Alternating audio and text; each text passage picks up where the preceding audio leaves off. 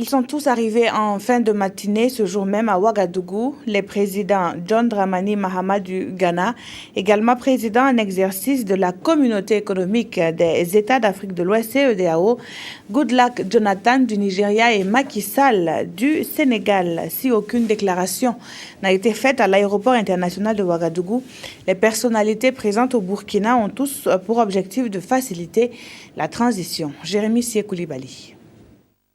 C'est un prélude au sommet extraordinaire de la CEDEAO sur le Burkina, prévu pour se tenir demain à Accra, que les chefs d'État de la communauté ont effectué le déplacement de Ouagadougou. La Pointe Sarène, l'avion présidentiel du Sénégal, est le premier à s'immobiliser sur le tarmac de l'aéroport international de Ouagadougou.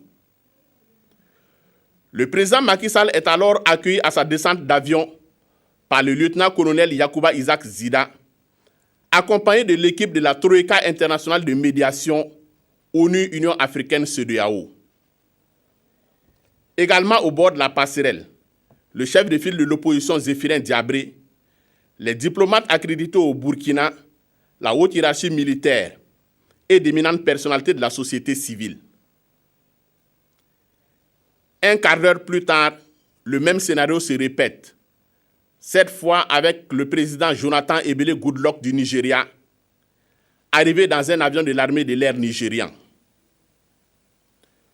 Le troisième et dernier chef d'État à fouler le sol burkinabé au cours de cette matinée est le président John Dramani Mahama du Ghana. Avec le président en exercice de la Communauté des États de l'Afrique de l'Ouest, l'accueil est le même.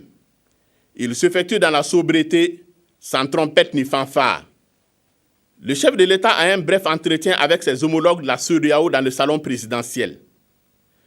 Rien ne filtre sur ces échanges entre le lieutenant-colonel Yacouba Isaac Zida et les présidents sénégalais, nigérians et ghanéens.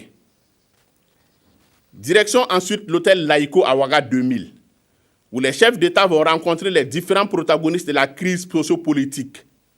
La finalité étant de trouver un modus vivendi sur la transition politique au Burkina, à la satisfaction des Burkinabés et de la communauté internationale.